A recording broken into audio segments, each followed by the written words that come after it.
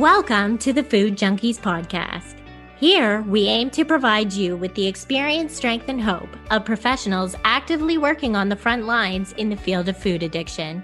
The purpose of our show is to educate you, the listener, and increase overall awareness about food addiction as a disease with abstinence as the solution. Here, we talk about all things recovery. Most importantly, how to thrive rather than just survive. So stay positive, make a change for yourself, tell others about your change, and hopefully the message will spread. Oh, Food Junkies listeners, Clarissa here, and do we have a super special episode and surprise for you today?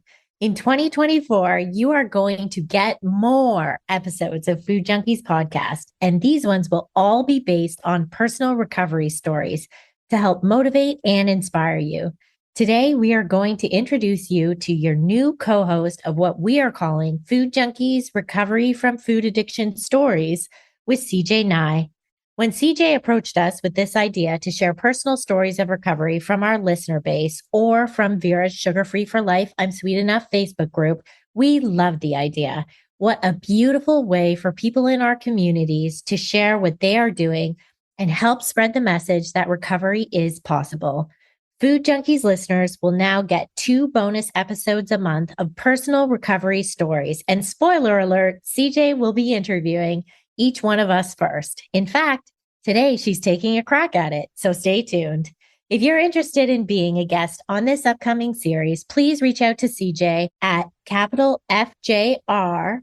So that's Food Junkies and then recoverystories@gmail.com. We will put the link in the show notes. And if you email her there, she'll send a link to the podcast guest form for you to complete. So excited to support you more in 2024. Now enjoy the show.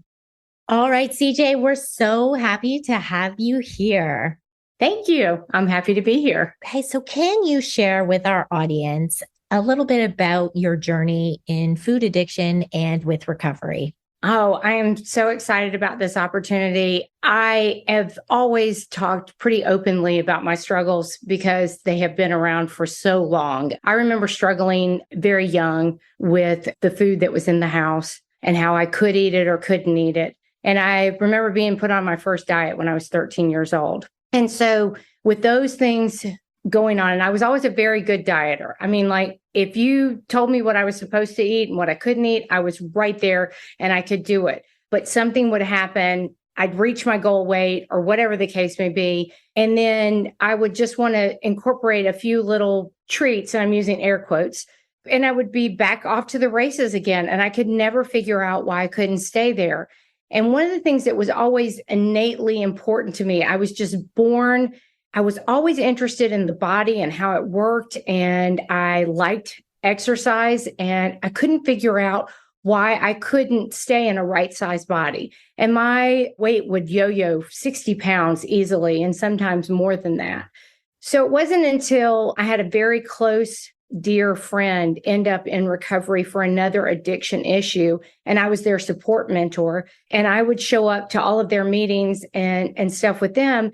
And some things that they were saying were starting to kind of click for me, but I did not have time at that time to deal with it. Life was just happening too fast. I was in a really acute phase of life where I was the support person for a lot of people, and I couldn't really get on board with that. But after everything calmed down and I started looking at different things that were going on in my life, I was like, this is a real problem. And it was then that I started addressing it. And that's when I started absorbing information. And I read this book. It was by Gretchen Rubin. It's called Better Than Before. I love this book so much because it's not a diet book or a nutrition book or anything like that. But she explained in there about moderators versus abstainers. And I had never heard of that before. But what I did know about myself is that it was so much easier for me to abstain from certain things, whether it's an activity or foods or whatever. And so when I learned that and knew it was a thing, then I started looking in other areas. The next thing I found, someone suggested Dr. Tarman's book, Food Junkies. And I went and I read it. I first listened to it, then I bought the book and then highlighted it. And I was like, oh my gosh, this is it. This is the missing piece that I had been looking for. So for me personally, when I found out about food addiction, I found it very empowering and freeing because at moment I realized that it was nothing that was wrong with me, that there was nothing to be fixed, that I had an issue that could be addressed, and there was ways to make my life easier. And that is what I set about doing, is finding the helpers, to go find the people who could help me with my food addiction. And that started me on my journey. That really got the ball rolling really quickly. So what is it that made you want to come on board and help host this podcast? How did you make that transition from, this is my personal journey, this is my recovery story, and now this is my next step? How did you get there?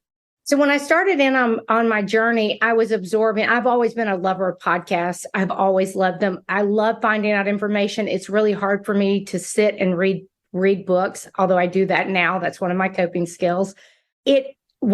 I love information. I love finding about how people live their lives. People are fascinating to me, and things that they find out about and learn about is a way to help other people. And it helped me.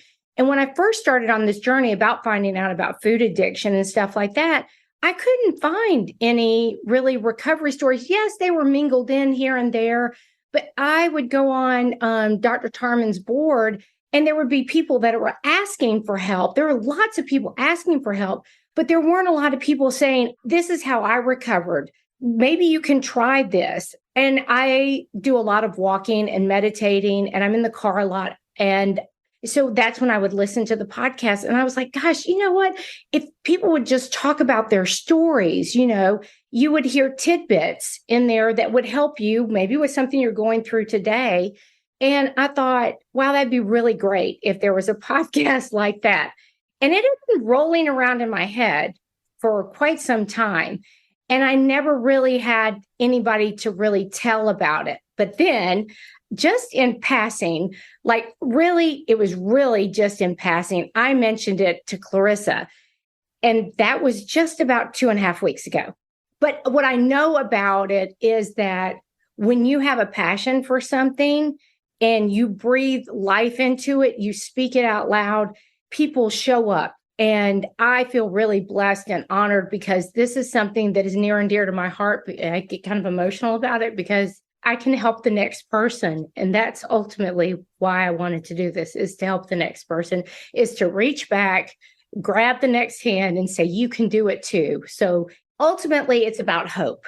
That's great. Thank you so much, CJ. You got this podcast envisioned. What's going to be unique about your podcast? When listeners are looking at the various options that they have, what are they going to get when they listen to your podcast?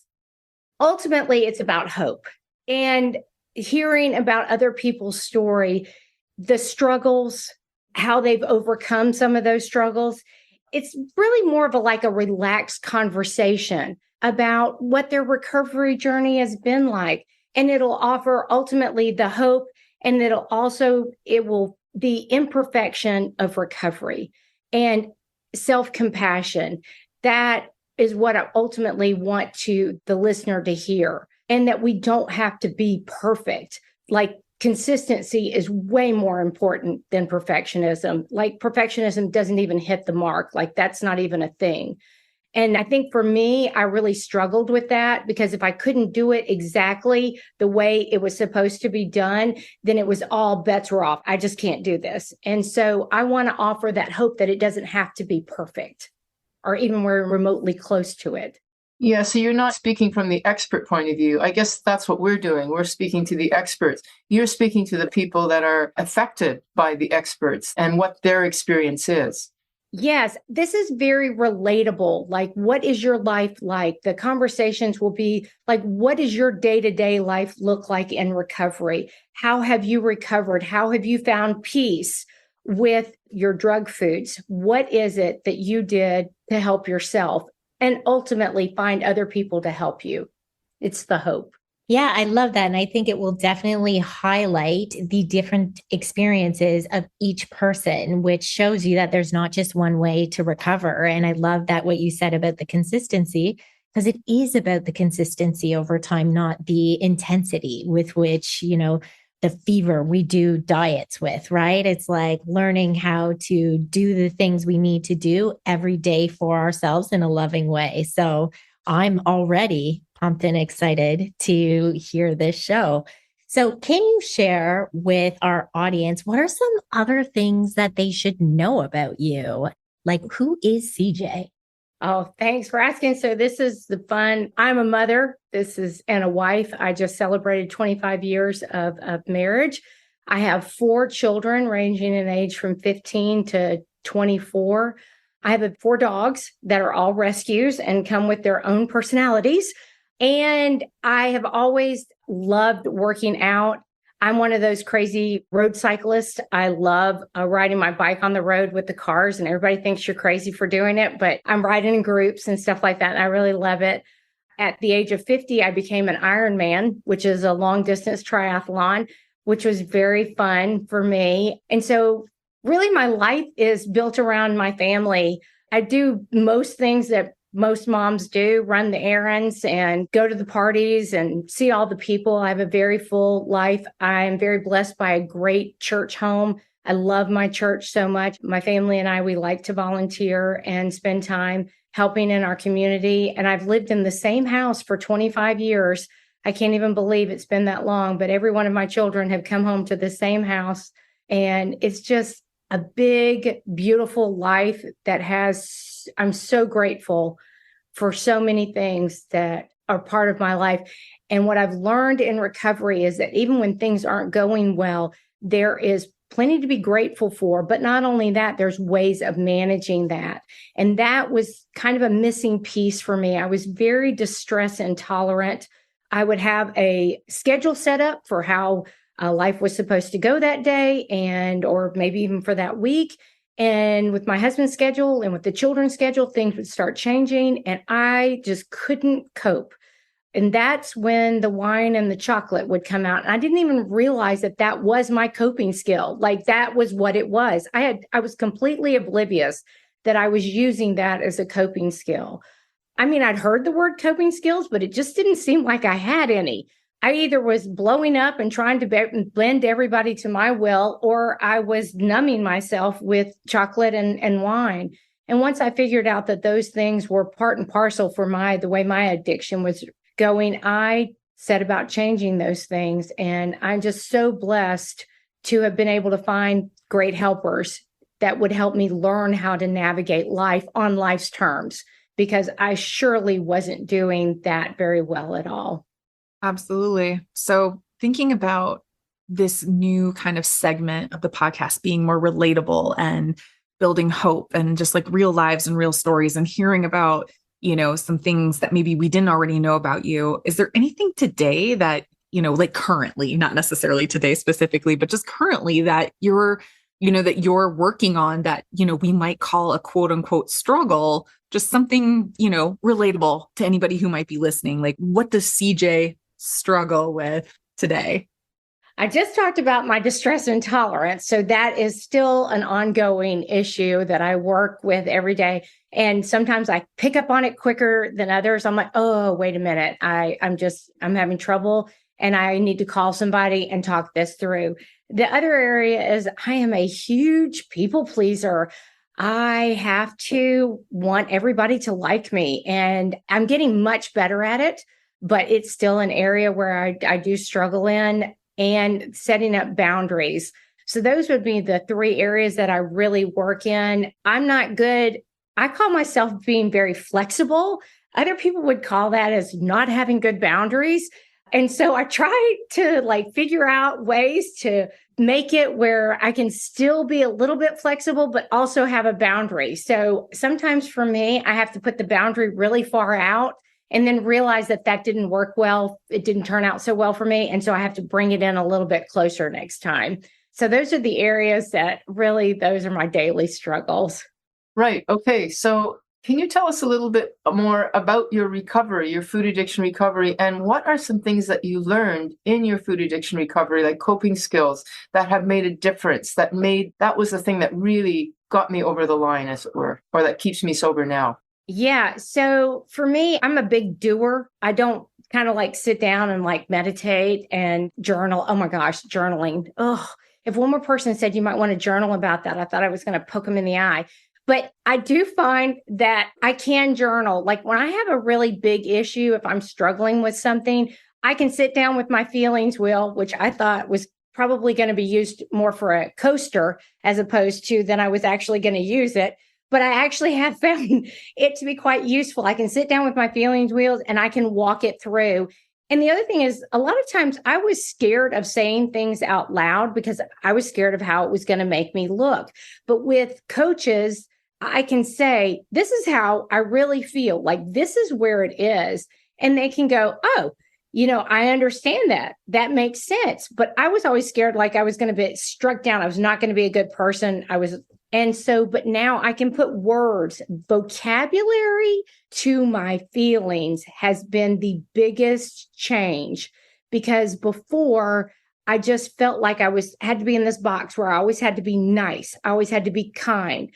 I couldn't have any other emotions. And if you had any other emotions, the way that I was raised, it felt like those were not ladylike. You were being unkind. You were being the big B word. So the coping skills that I use on a regular basis now are, I do journal, not often, but I do journal. But my go-to daily ones are meditation. I love meditation. I feel like no matter what's going on with me that day, usually I will figure it out in meditation, or I'll be sent something that will give me a clue as to what I'm going through.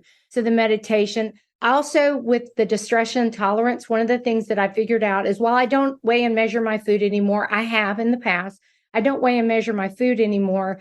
I have a set meal plan for the day.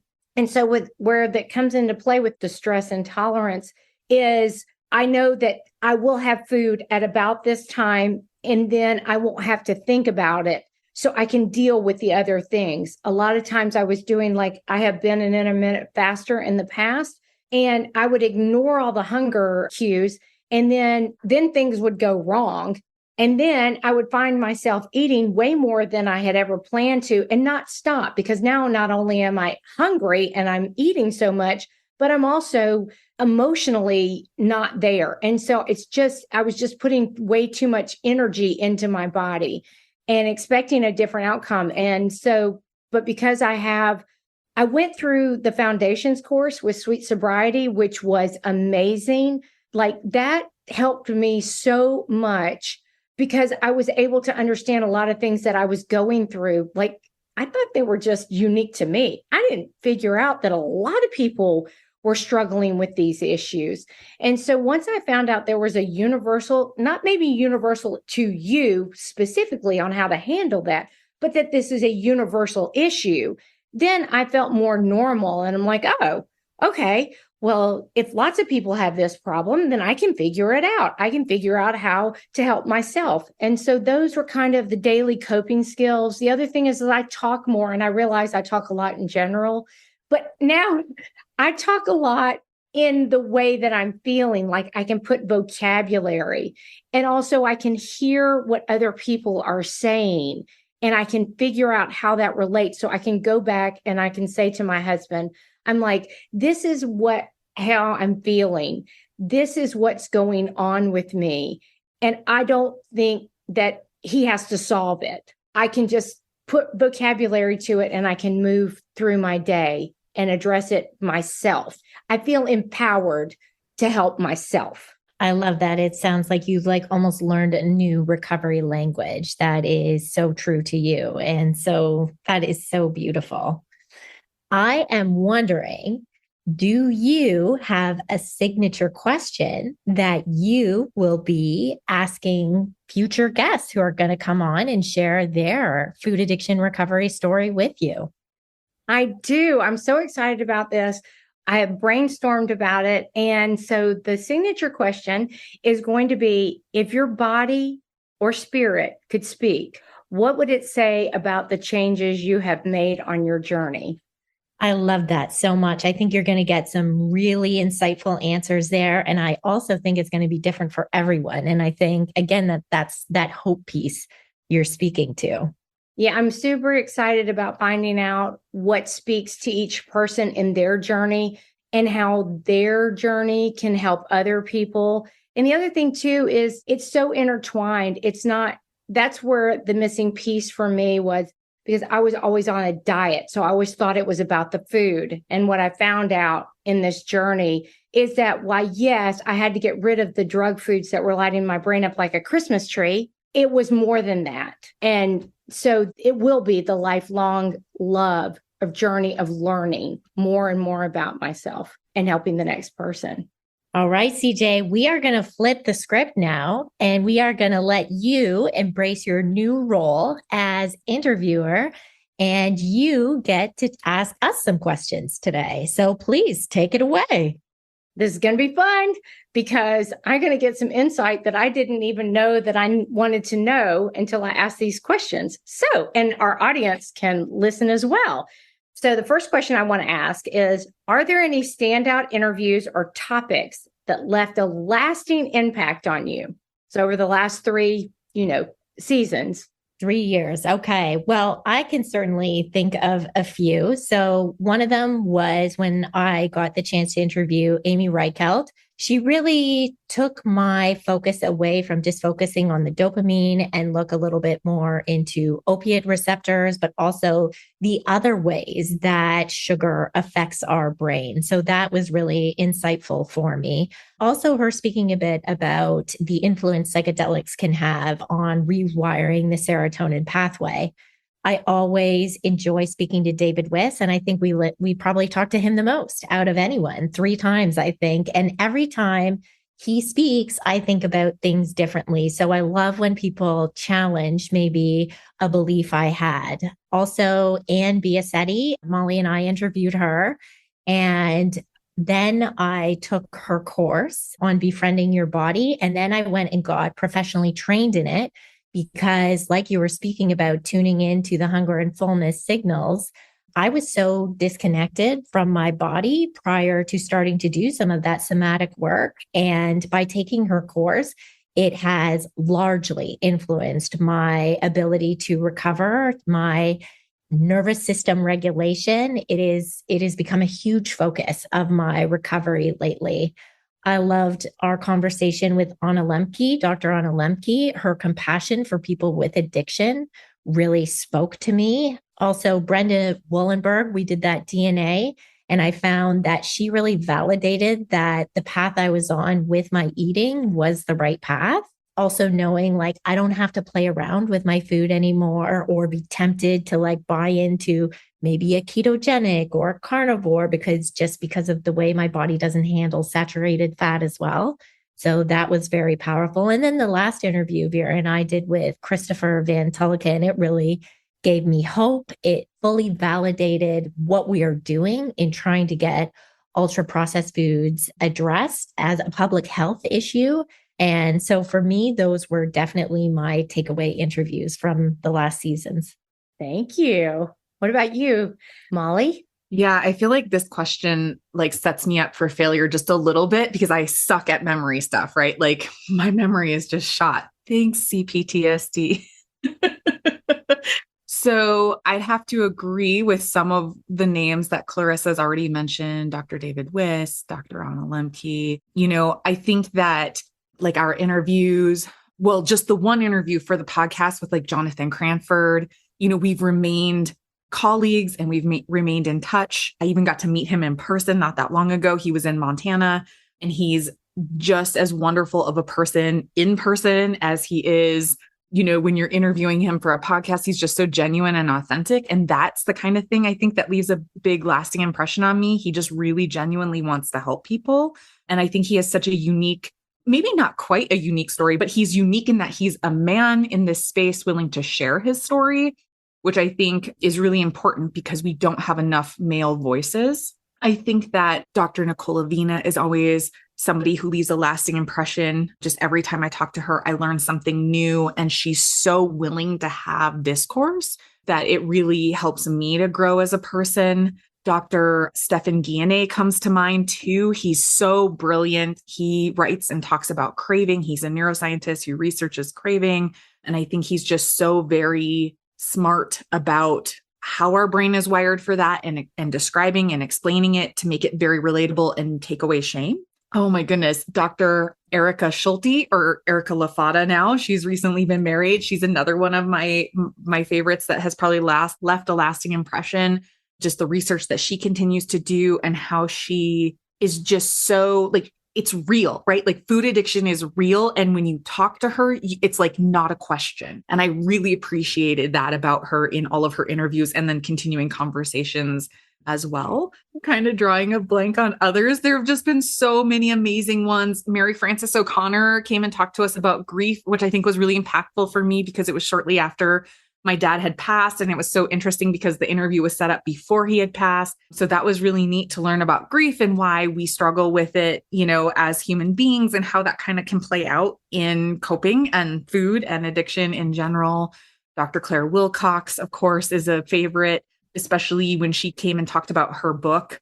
It's amazing. Again, just so many to pick from. I could go on and on. Vincent Santiago, who's in Toronto doing research on food addiction and just is very well spoken and just, again, validates the work that we're doing. Yeah, I don't know. Vera, what about you? Who sticks out to you? Yes, I have to admit, it feels a bit like an exam to remember all these things. And yeah, my memories.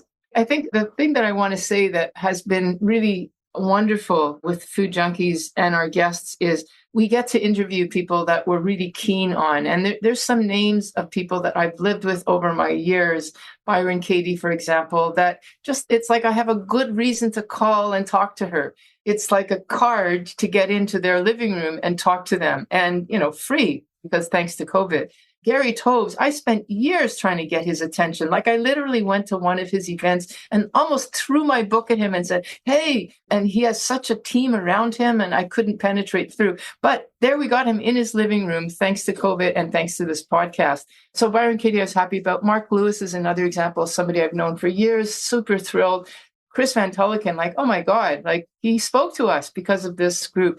And so we get to hear from their experience and we get to ask our questions. I mean, I know these people have done tons of podcasts, but with the flavor of what we're interested in and, we can challenge them with the concerns that we have is great. And the other good thing is that by our questions, they become aware of us, not just the podcast, but about the issue, about the book. It's like, oh, there are actually people talking about this that I didn't know about. It's like, well, you do now. So that was really great. So Michael Moss was another example. Like, thank you, Michael Moss, because now you know about us. Should you write another book, you're going to include food addiction, that kind of idea.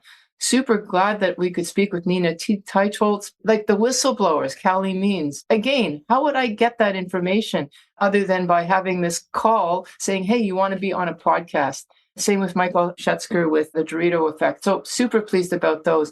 And then the other thing that I really enjoyed is some of the issues that are not really pertinent, but are like THC, which tells us about the endocannabinoid system, which I think is going to become more and more of an issue. I got to speak to somebody about, I'm sure we're going to do more of that. Oxytocin, I can't remember the person who spoke about that from Sweden, but who knew that that was an area of study that might pertain to food addiction? But it does. The DNA stuff with Brenda Wollenberg, like, again, learning stuff that didn't start with being about food addiction, but food addiction has a place in that, and similarly with spirituality. So anyway, I can say more about all of that a bit later with, what we're looking forward to. But anyway, it's just been a way to get into people's living rooms and pick their mind and then have them know about us.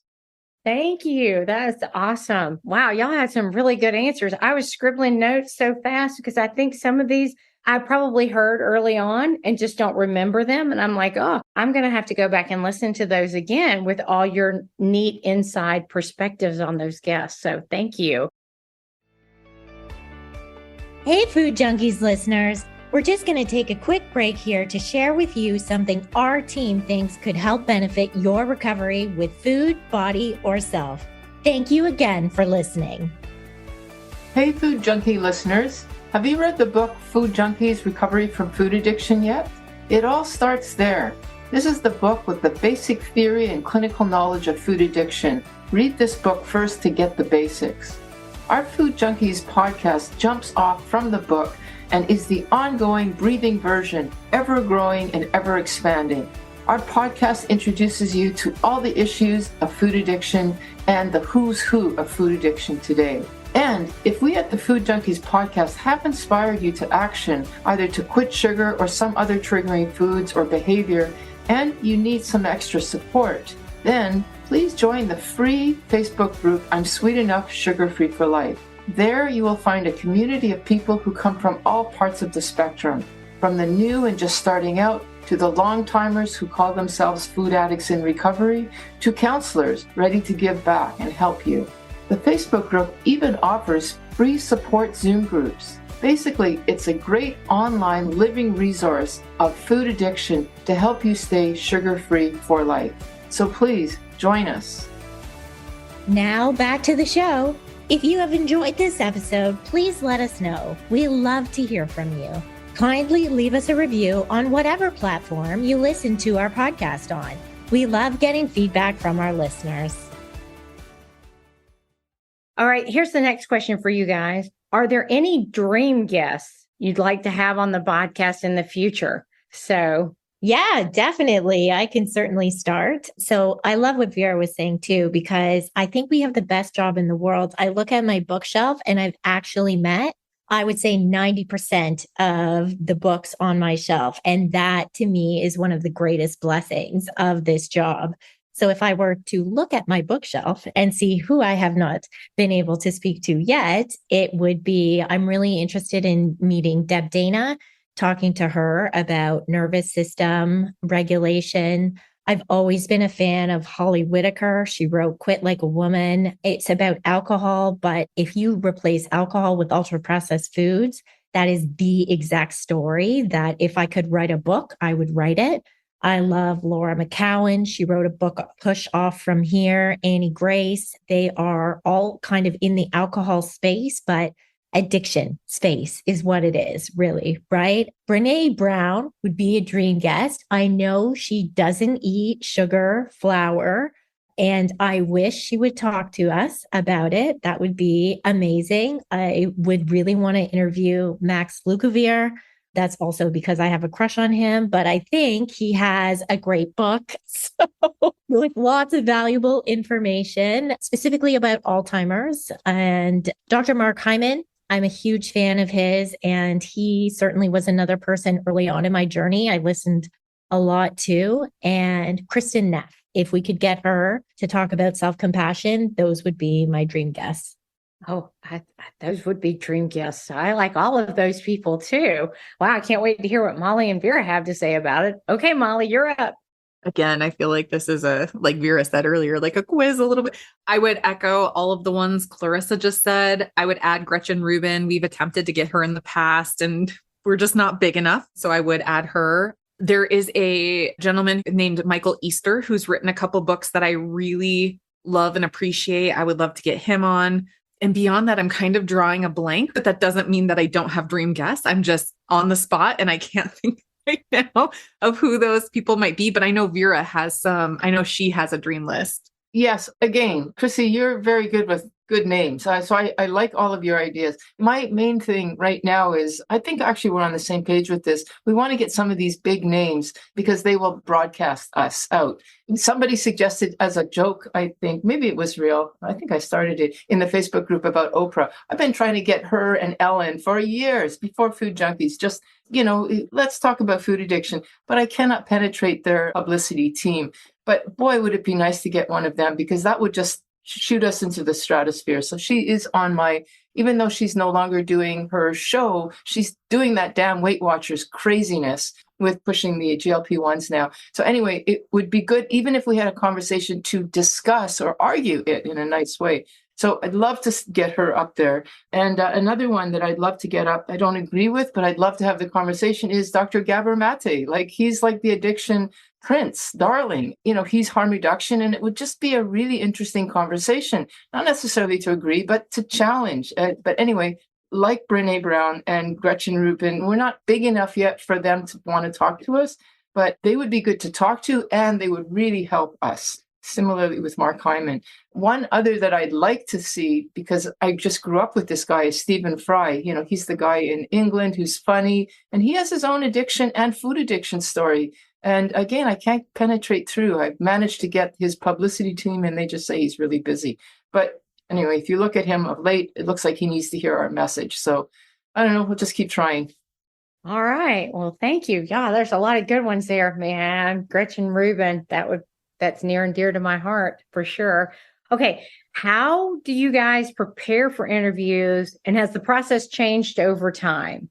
Well, I can certainly share how I used to prepare, which was freak out, write everything down and go directly on script. And I think I was just really anxious when we first started the podcast, and I wanted all the questions to be the best questions and the guests to think they were so smart. And what I learned over time was that it's actually more important to me to get a question that is interesting for the listener and maybe will help them find some solutions to their problems. So now what I do prior to episodes, usually I listen to, if they have a book, I might listen to it on Audible, or I might listen to their YouTube interviews or other podcasts so that I can come up with some questions that would benefit the audience.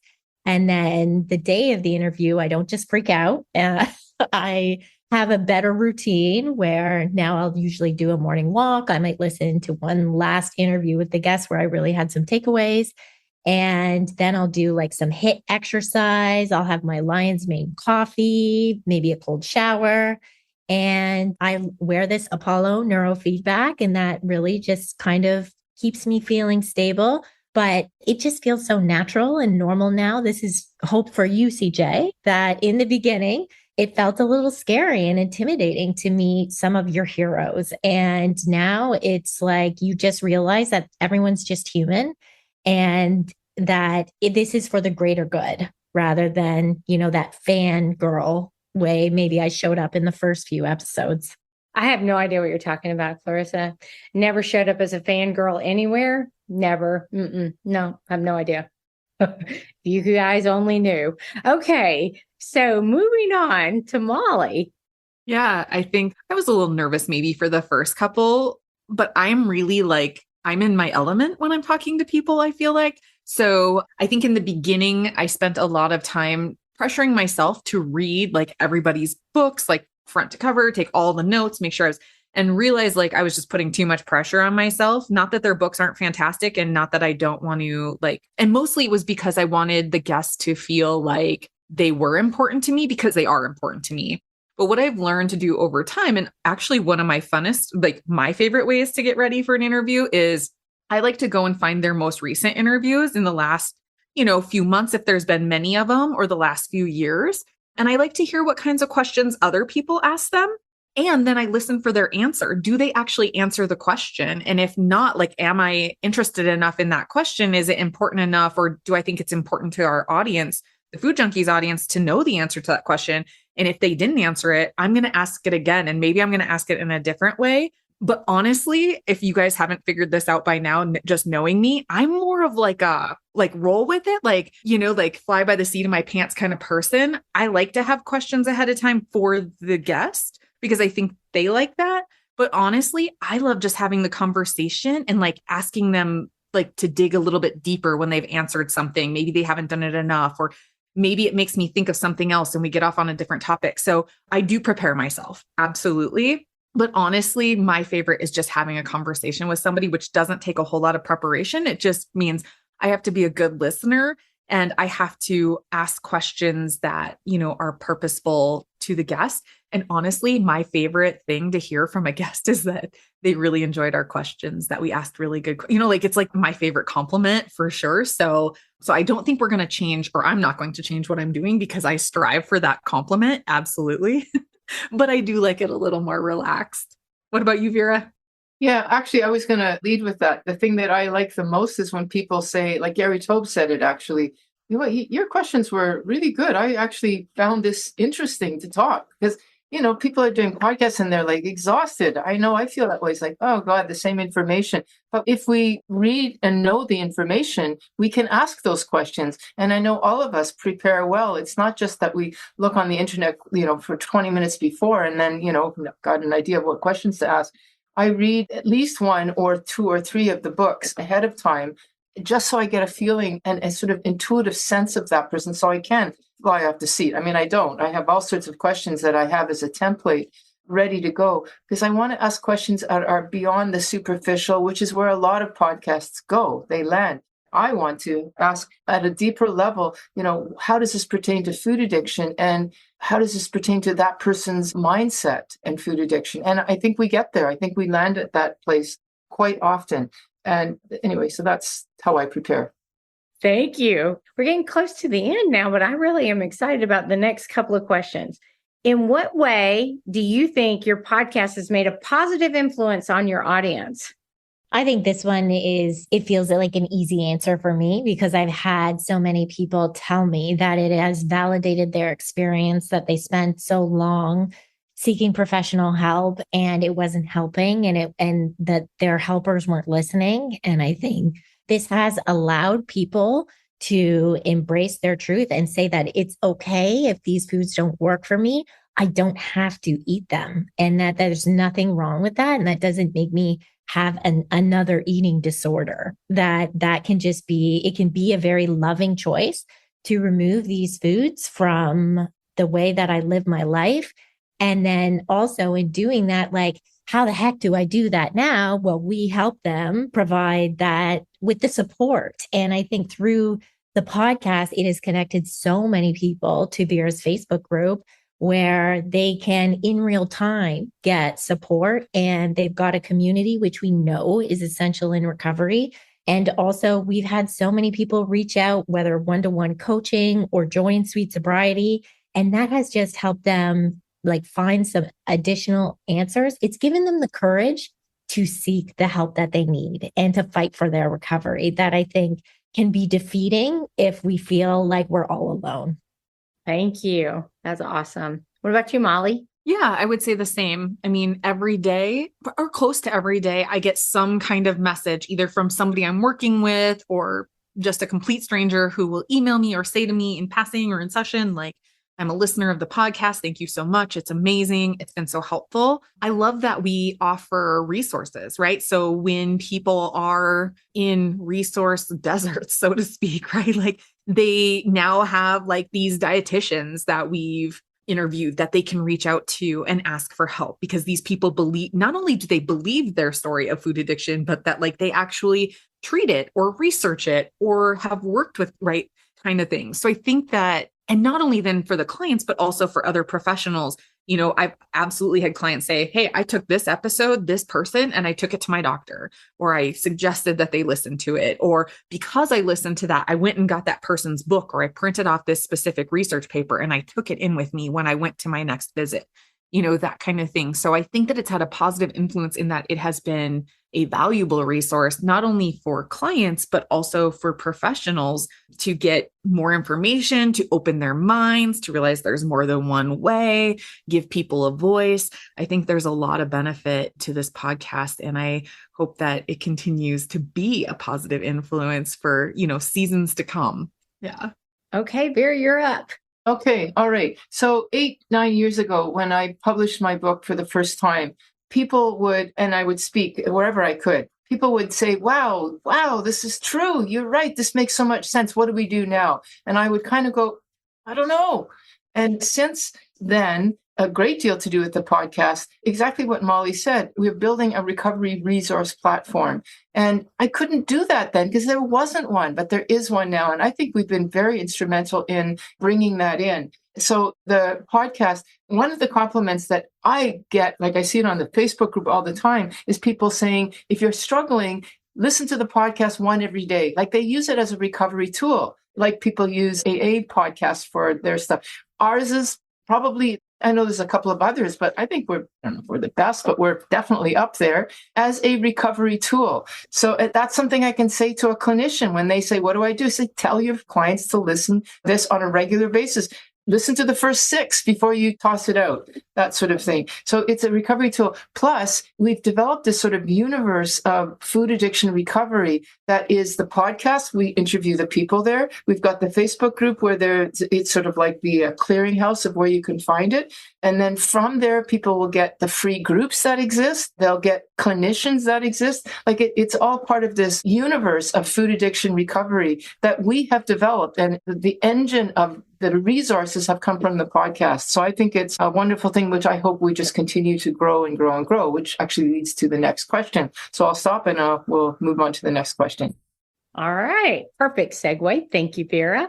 Are there any new segments, topics, or formats you're considering for the upcoming season? I'm really excited for our next season, and the topics that I'd really like to delve a little deeper into would be the things I think that are kind of speaking to my personal recovery right now, which is the nervous system regulation, embodiment practices, somatics, harm reduction. And I'm really curious. There's a lot of talk about psychedelics in the field right now, and I'd like to explore that a little deeper, the pros, but also the risks. And that this is not something to be done recreationally, but that we need to make sure if any of these things that we discuss, they're done in a proper clinical therapeutic setting with professionals, that again, we just helped to give people insight. And I actually also love the conversation Vera had on the neurotheology. That really opened my mind into exploring other regions of the brain, the parietal lobe specifically. I thought that was fascinating. So I'd like to delve in a little bit more to understand all areas of the brain. Thanks, Clarissa. All right, Molly, what's it looking like for you? Yeah, I think I'm a mental health professional first. I mean, I'm dual licensed for both mental health and addiction, but I came into this world as a mental health professional first. Like that was my true passion.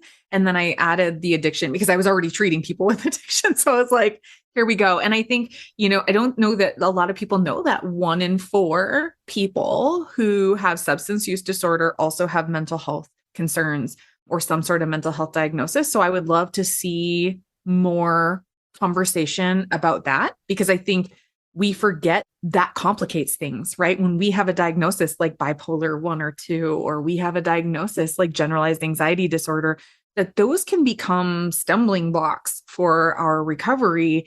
And when we hear these very staunch messages of, just get the substance out and the rest of it'll take care of itself.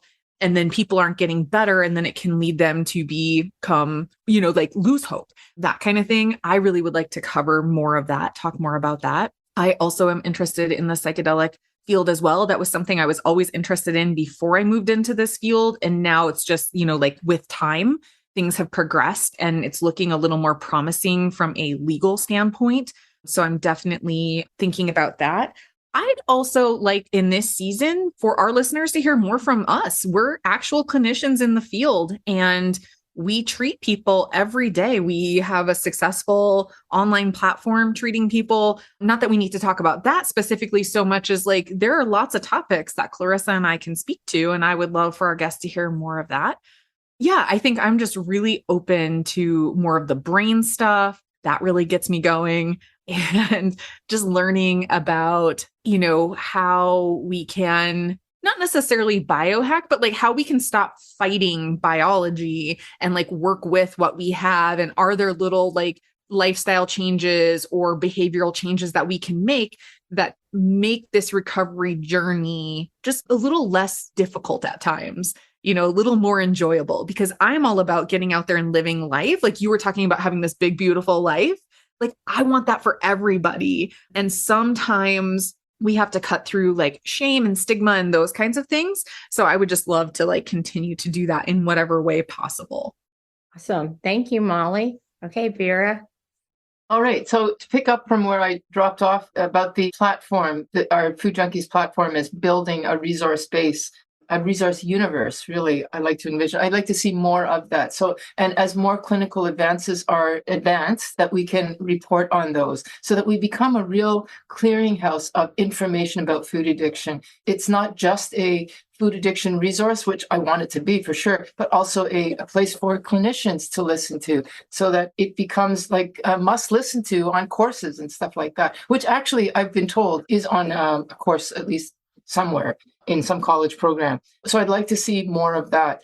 With the whole issue about marijuana and psychedelics, as I was telling Chrissy one time, not that long ago, I'm an old acid head, I'm an old pothead, and it's like, I don't want to go there. But Food Junkies podcast encourages me to keep an open mind to what information can be given about this. Like I'm actually now, I wouldn't say 24 or 360, but I'm actually now really interested in what cannabinoid research comes out because it's going to tell me about the endocannabinoid system, not so that I can prescribe cannabis or CBD, but it'll teach me about it because I think there's a lot that we don't know. So, and similarly with the psychedelics, like what will it tell us about the brain that we didn't know before because all we were doing was hammering it to get high. And there's actually more to it. So I'm interested in that angle. And then the third thing that I would really like to see, and I think will happen, is food addiction is a private issue. It's the personal is political. It's also a political issue. And we've been addressing that with talking to the people that are in the food industry, studying it like Omas and Mantulican, but more about how can we now resist big food? What can we do? We always ask that question. And I think it's going to become ever more important to be aware of the political angle because we can have a voice as we get bigger and bigger and are more widely respected, that we can actually have a voice, at least if nothing else, to rephrase some of the food norms that exist right now in society. Like it's okay to eat like crazy on Halloween, that no, there is actually another norm, which is that we don't have to do it that way. We can do it a different way, a food sugar-free way. That's it. Thank you, Vera. Okay, guys, I'm going to throw a pop question at you just because, now I'm the host. So if your body or spirit could speak, what would it say about the changes you have made on your journey? I think my body and spirit would thank me unconditionally because my body, I'll start with that. I can actually be in my body now, which I was never able to do before. I certainly was someone who would practice body violence, whether it was over exercising, whether it was, binging, purging, all of those things. And by being able to eat real food and not constantly worry about weight or just know that this food was nourishing me, I was able to let go of the scale, and not constantly need to think about surface body compared to being in body. That has been a huge transformation for me through being on this recovery journey. I think being in my spirit has opened me up to, I don't think I was able to access my spirit when I was in addiction. And I think now I connect on a daily basis. Meditation was a struggle for me, journaling, like you said. I told Molly several times, she used to start groups with meditation and I would be like, nope, doing something else, not paying attention. And now our sweet sobriety members know that I start each group with meditation and I need it and I do it in my free time. And I never thought that would be somewhere where I would be able to be. And I think my spirit is also at ease now, where I used to need to force things. I used to, need to control things.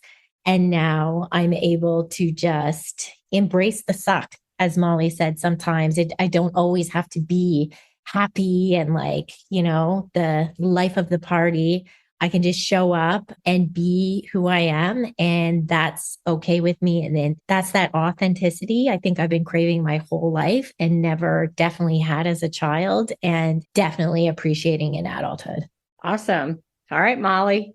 Oh my God, this is such a woo-woo question. Okay. To quote Eminem, right? I can't tell you what it really is. I can only tell you what it feels like. I don't know that I have language really. But a lot like Clarissa, I think that it's, this journey has just allowed me to be more authentically me And if anybody knows me and like truly knows me, like I value honesty and integrity and justice. Like I just have these very like strong values of like these very like authentic things. And it has allowed me to just lean into that no matter how much it has sucked along the way, whatever, because life is still happening. Again, like we can take the food out, we can take the booze out, we can take the narcotics out, we can take it out, but like ultimately it is a soul issue. It is a life issue, right? Like there's all kinds of things that still have to repair and we have to let go of, or whatever it is we have to do. And it's just allowed me to do that over the last 6-7 years, whatever it's been at this point. I don't even remember. And I don't do math anyway. So, I think there are no words. And I know no matter what I say, somebody's not going to believe me, but I will stand on this side of that and try to tell you, come on over. The water's warm, whatever. Come on over to the light side. It's worth it. And until you can believe me, I'm here holding space anyway. So I wouldn't have been able to do that fully without being on this journey. Thank you, Molly. I love that. That was awesome. Okay, Vera. Yeah, those are great answers. Very thoughtful answers. When I discovered food in a bad way, the thing that I noticed that I was robbed was my peace of mind. My mind was always tied around food, either how much I could eat, how I had to burn it off, how I had to do whatever. It was just, that was it. And life was in the background and that was in the foreground. And when food finally took a back seat, it's still there. It's still there 100%, but it's in the background and sometimes really far in the back. And if it's getting closer to the forefront, I know that I'm hungry, angry, lonely, tired, something. So it's now a signal for distress as opposed to the distress. And what I would attribute to what my body is thankful for is that I get peace of mind, or maybe it's not peace of mind, but I get to think about something else other than food. I get to be distressed about life as opposed to this artificially contrived reality of how much can I eat and how much do I have to burn off and all that kind of stuff. It's in the background. I'm still a food addict. It's still an engine that's idling. I'm forever respectful of that, and I don't let it take too much space. But it's the space to live life outside of food as opposed to it dominating. I'd say that that's the main thing. And then the journey itself, that it has honed in. I'm a very intense, passionate person, whatever. And it's allowed me to hone that intensity rather than it eating me up with, oh my God, I've got to lose it. Like all my passion was good stuff, good juice was dispersed into nonsense. Whereas now I can hone it in. And I would encourage anybody. Yes, I like Molly's. The water's warm over here. I'll hold the water. I'll hold the space. And also that it's actually, this is where life is. Like you don't know life until you can have it on this side right there. That's what I'm going to say. Come over to our side. We're holding it for you. And we want to show you what it can look like. That's awesome. I loved all of your answers. I like that, holding space for you. And it is an amazing life on the other side of food addiction. I feel very blessed and honored to be able to share this time with you guys. This has been amazing. Thank you. And welcome to our podcast. Yeah, welcome to the team. Yes, we look forward to hearing your interviews. And I heard a rumor that you're going to start with us. Is that true? Absolutely. I'm looking forward to it. This will be good because even though I've known you guys for a while, I don't know your personal story. So I'm looking forward to interviewing each and every one of you. And I'm so excited about it. Thank you. Awesome. Well, stay tuned for 2024 Food Junkies Recovery from Food Addiction Stories with CJ. Will be starting in January. Thanks so much for joining us today. Thank you. Thanks, guys. Thanks for joining us this week on Food Junkies, Recovery from Food Addiction. Make sure to join our Facebook group, Sugar Free for Life support group, I'm Sweet Enough. You can subscribe to our show in iTunes or Stitchers. That way you'll never miss an episode. While you're at it, if you found value in this show, we'd appreciate a rating on iTunes. Or if you'd simply tell a friend about the show, that would help us out too.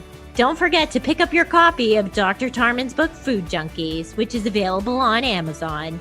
If you have any additional questions, both Molly and Clarissa are food addiction professionals and work one-on-one with clients. You can find their websites and email addresses in the show notes. Be sure to tune in every Friday when our new episodes drop. As Vera loves to say, the power is ours.